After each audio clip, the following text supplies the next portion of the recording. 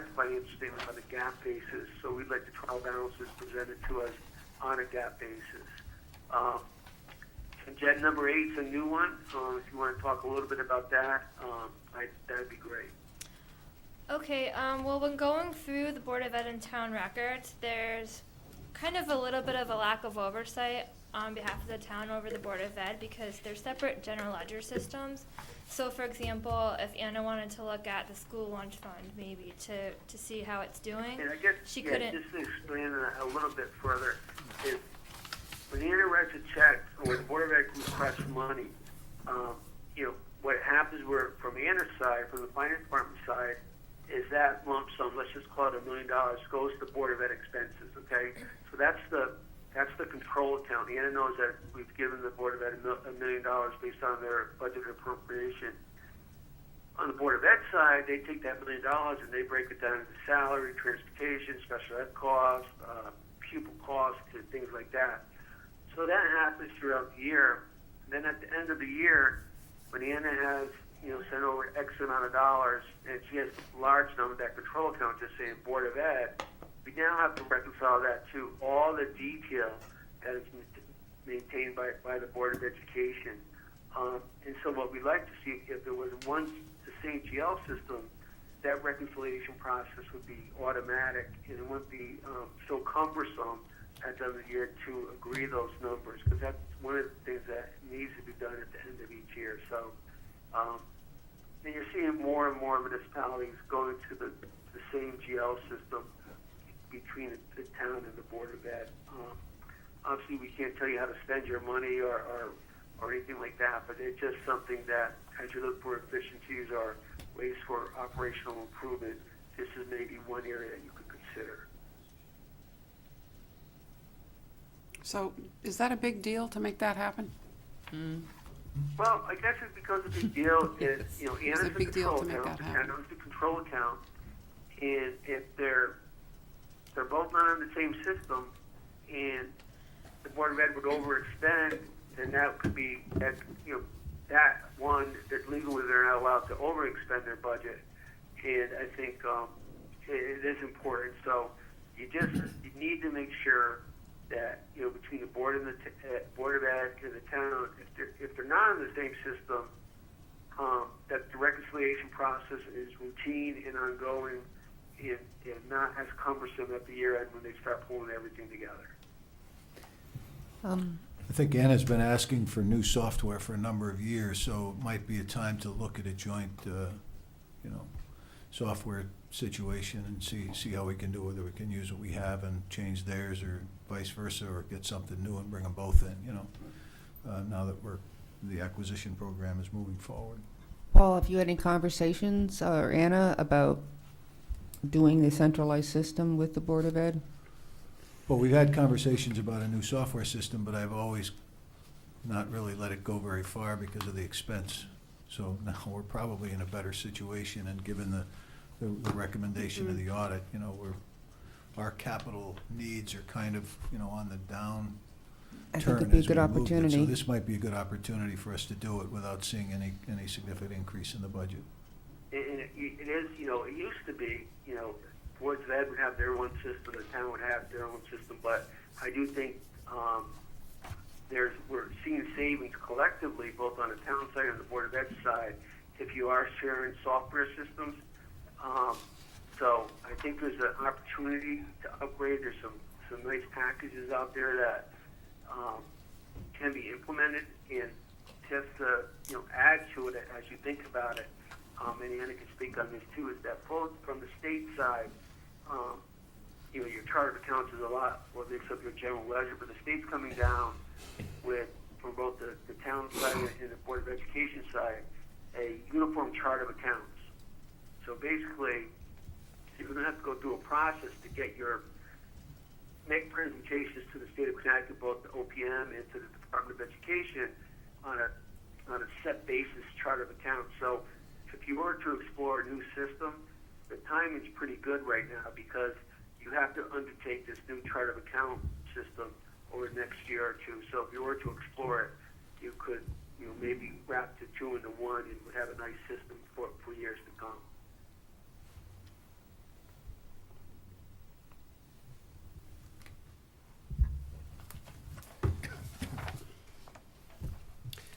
questions. Something? So I think that's all we have. We certainly would be happy to answer any questions that you may have.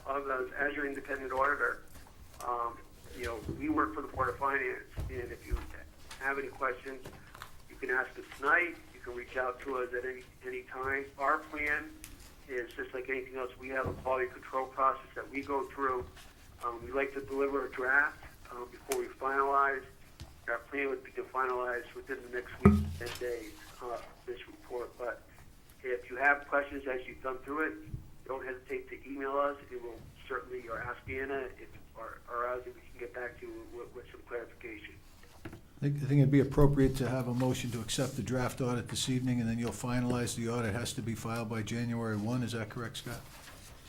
Yeah, and then, Paul, what we would do, if there was anything significant from this draft, we would inform you and Anna and the Board of Finance, but we don't anticipate anything of any material nature to change other than, some dotting the I's and crossing the T's. So if there were any significant changes, we certainly would report back to the Board of Finance. The only thing that we talked about adding this afternoon when we met with Jen would be the value of the boardwalk. Yeah, we have just that's one little gap issue, which wouldn't impact your fund balance number that you're speaking about from the general fund. It would just be on those first two schedules that we'd have to maybe make one small adjustment to, but it wouldn't impact, It would or wouldn't impact the fund balance? it would not impact the fund balance. But I just thought it'd be a good idea to have them listed anyway, so everybody sees what the value is, what the monies are coming in, so. Could we just spend 1 second on the page 5, You replace wanna- page 5? Oh. You're gonna have to say that. Yeah. Could we just spend a brief moment on the rev to page 5? The question cost schedule? Yes. Could we just discuss why the no's went to yeses? This has to do with the compliance finding on the next page for the cash management of the special education grant fund. So what happens is when we find a compliance finding in federal awards, it's considered a compliance finding, and then because there's a lack of control associated with this finding, it's also considered a significant deficiency in the internal control of this federal program. Okay, so what page is that on in here, Jen? It's right after the question cost on page, it'll be page 6. Oh, okay, gotcha. So that's considered a significant deficiency, is that what you're saying? Correct. Over your deficiency over your compliance with federal awards. So there's So would not that only be your- the the school finance lunch large- program? Yeah. No?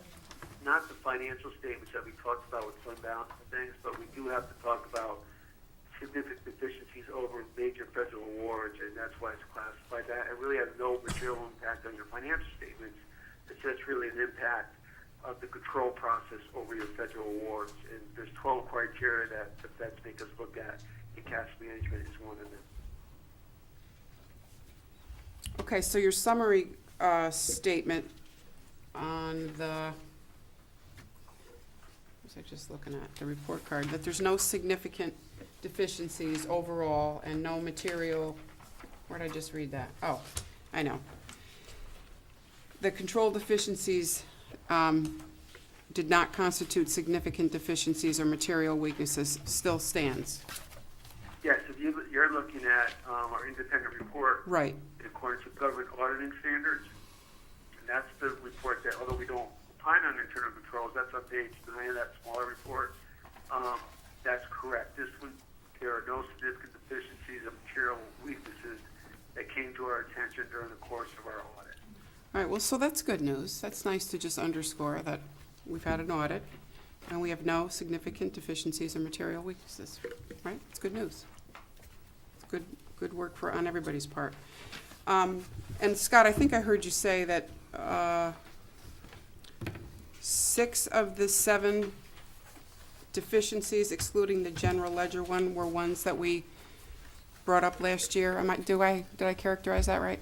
That's right. So they were repeated. And they're small. I mean, the county policy and procedures one is probably one that you can't get done right away. But my advice is that you take a look at them and you prioritize them, and then you ask for a follow-up on a quarterly basis, either from the Board of Ed or from the town, to see what they're doing as far as corrective action, so they're not repeated in the future years. Right. So yeah, that's something I think we can do on a board is be a little Yes. more accountable and, okay, great. Yeah, thanks, Steve. Thank you, Scott. Any other questions? Do we have a motion to accept the draft? I move to accept the draft audit of the town of East Lyme for the period ending June 30th, 2013, as presented, with the addition of notes reflecting the change in value of the boardwalk as a result of damages sustained during storms Irene and Sandy. Do I have a second? Second. Motion been made and seconded. Any discussion? Hearing none, all in favor, signify by saying aye. Aye. 6-0.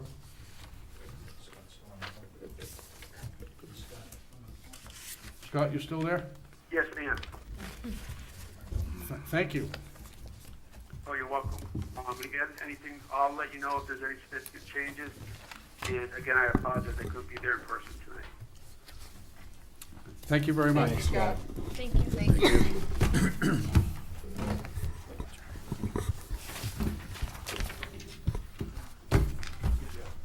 Thank you, Jen.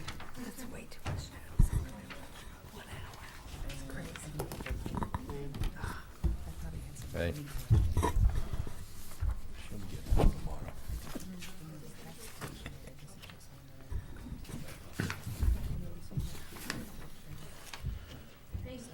Thanks, Jen. I'm sure Scott didn't mean to cut you off a couple times here. We'll bring that up when he shows up. Bye-bye. Thank you. Bye, thank you. Before we get back to the agenda, Anna, could we get a spreadsheet that shows the 8 different recommendations to the left-hand side, and then quarterly updates on our progress to mitigate them? A couple things. What we're gonna do, as we finalize the report, the letter that lists all the recommendations for improvements, we're gonna include on that, a response from, I'm gonna write up a response to it so that you're gonna have it all in one document. But we can also do a quarterly spreadsheet update. So when you get the final reports and you look at that letter, it's gonna show what we had actually completed during the fiscal year that just ended, and what we plan to do in the upcoming fiscal year to make the comments go away once and for all. Okay. Like, for example, on the accounting policy manual, I Can we said, have that next month? I said, I'm well, only kidding. I gave you what, we've put together so far, and it was like, well, yes, but it didn't include the Board of Ed, and it's like, okay. So that's something, I'll work with Don somehow to, make sure that, the Board of Ed is working on something as well. Okay, thank you. So you have enough resources in-house to take care of all of these items, except for a general ledger? The new accounting Yeah. software, Software and, that you'll need. Don and I have been, discussing that, and, we thought, we would start working on, exploring joint resources together, so coordinating it somehow. Because they obviously have one set of needs and we have another, but there are packages, and, as Scott had indicated, there, several communities are now starting to get, accounting software systems where both sides of government are using the one system. And you're as gonna opposed use the to uniform separate. chart of accounts that's coming out to have Um, built that in there, so there's not a, The Board of Eds have been operating on a uniform chart of accounts for years, and that's because of the EDO reporting that they're required to do. It's more the town side that we tend not to have as uniform chart of accounts. But I'm not sure where that's going right now. They're not really making any final decisions on that at this point. So that too will have an impact on how we move forward with a joint sharing of the system. There's pushback from the towns on that uniform chart of account because of the cost that they're looking at as another unfunded mandate. Is OPM gonna give any infrastructure But, grants? yeah, so, On that spreadsheet that Steve requested, I don't know how many of these deficiencies fall in your house, Anna, but I'm thinking not all of them. Maybe some of them are with the Board of Ed. Could we just include a column as to who has the lead action? Yep, Thanks. that's last year's.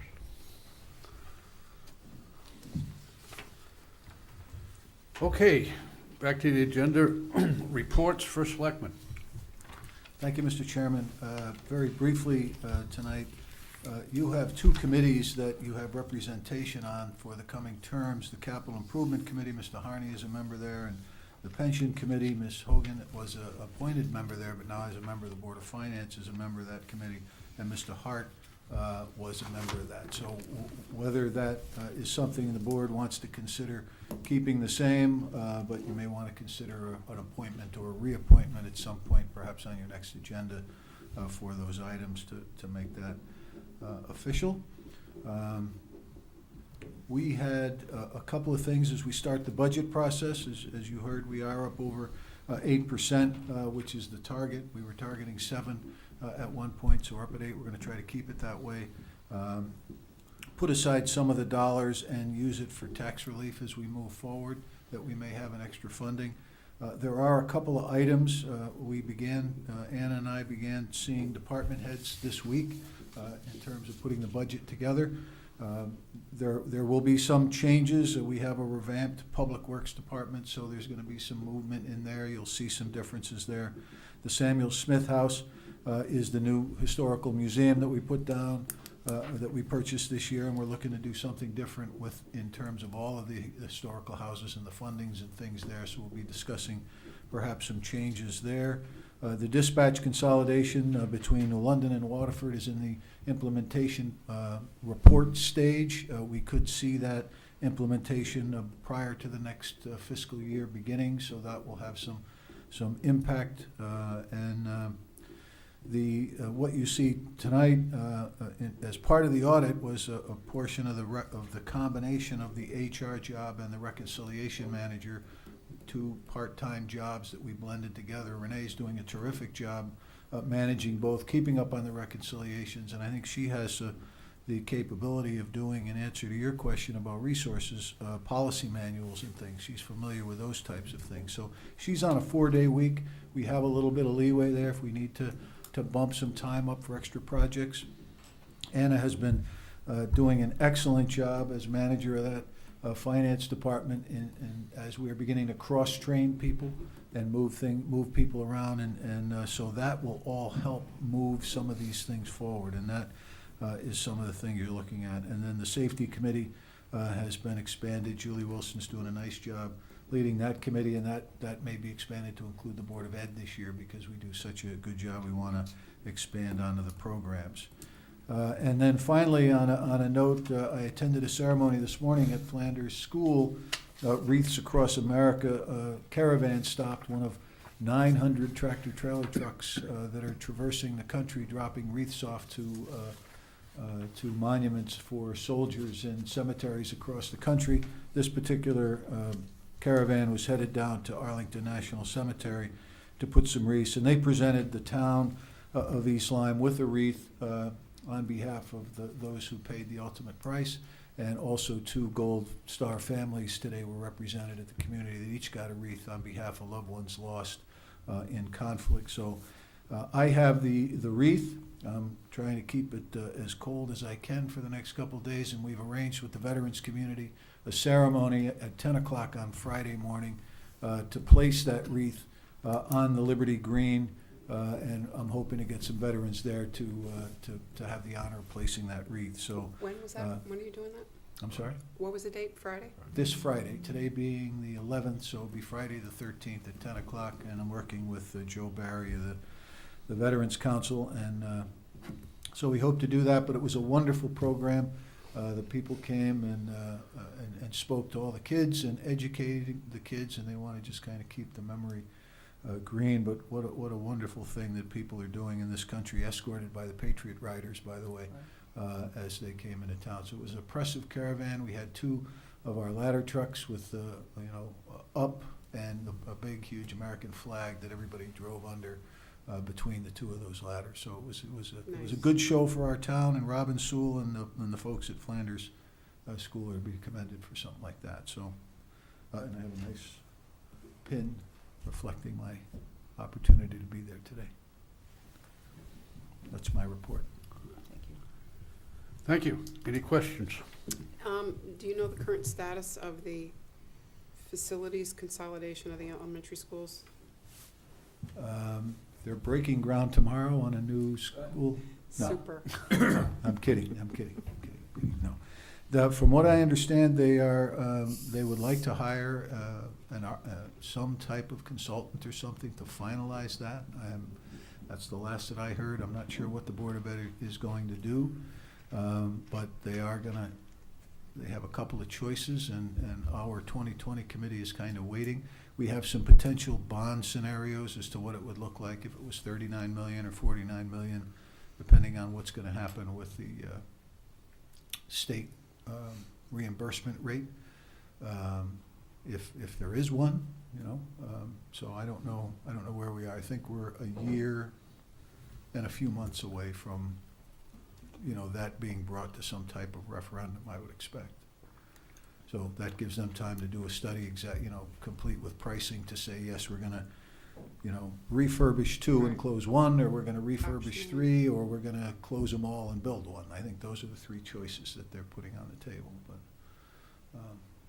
my sense is there'll be they'll keep 2 out of the 3, and the 3rd one will be, used in another capacity. So we won't be just taking the building down, we'll be reusing it somehow.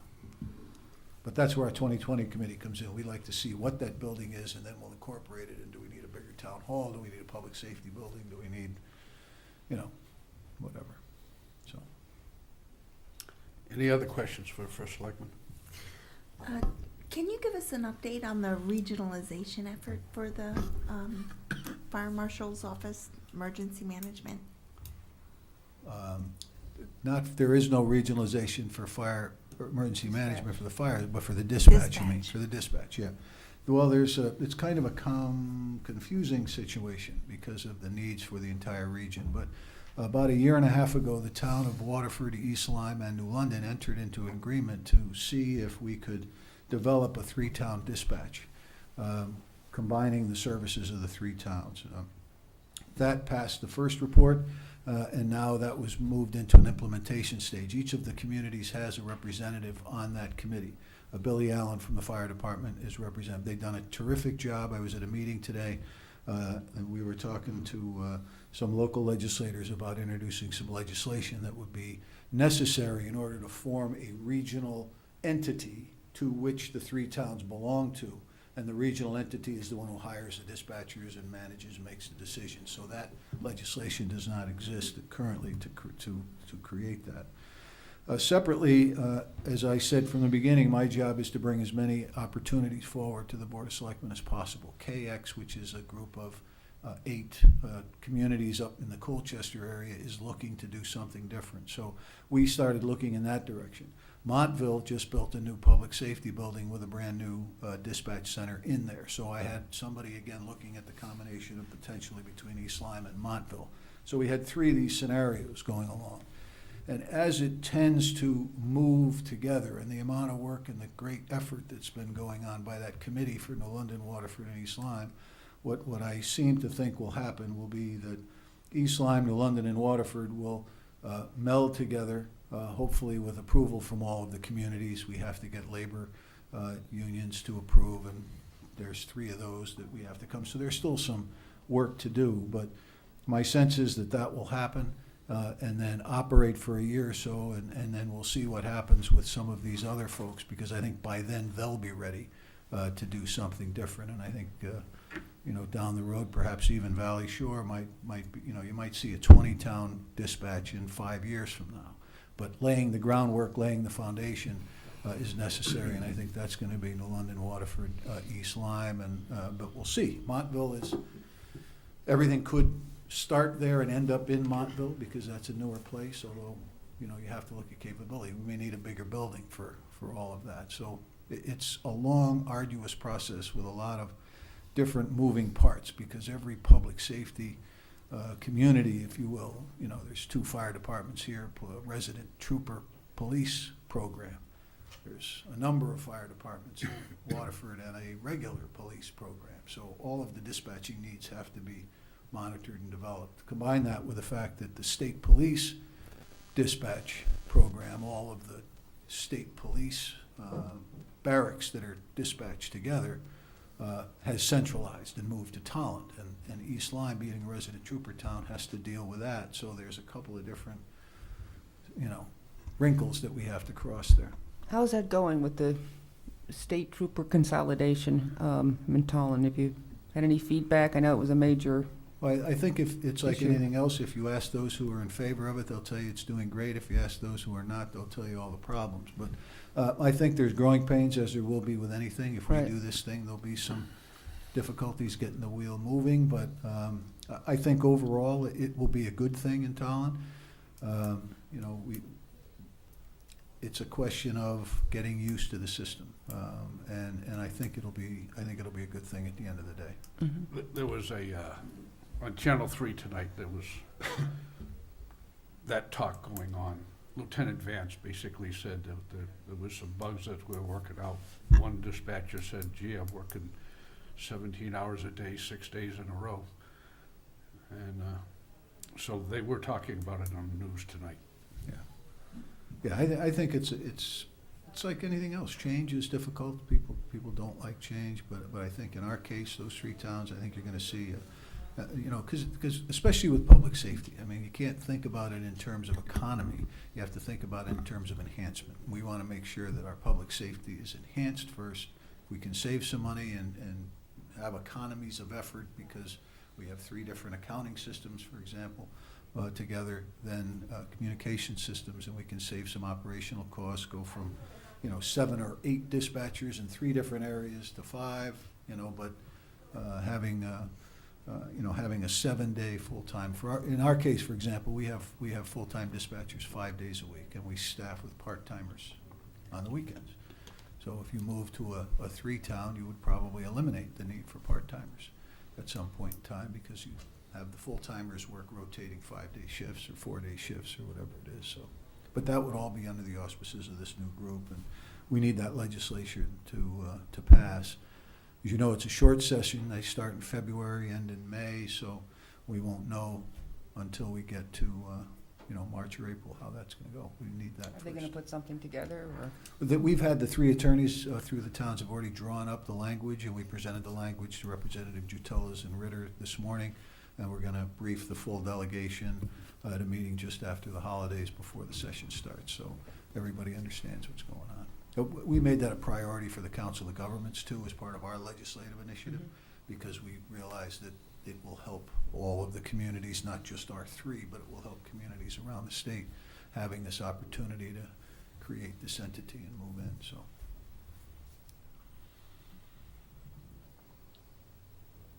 Any other questions for the first selectman? Hearing none, Ms. Finance Director. Good evening. So I just wanted to make a note that the management discussion and analysis was not included in the draft of the audit that you received because they had mentioned it at the beginning. That will be included when you get the final copy. So you have the reports for the month of November. I don't know if anyone has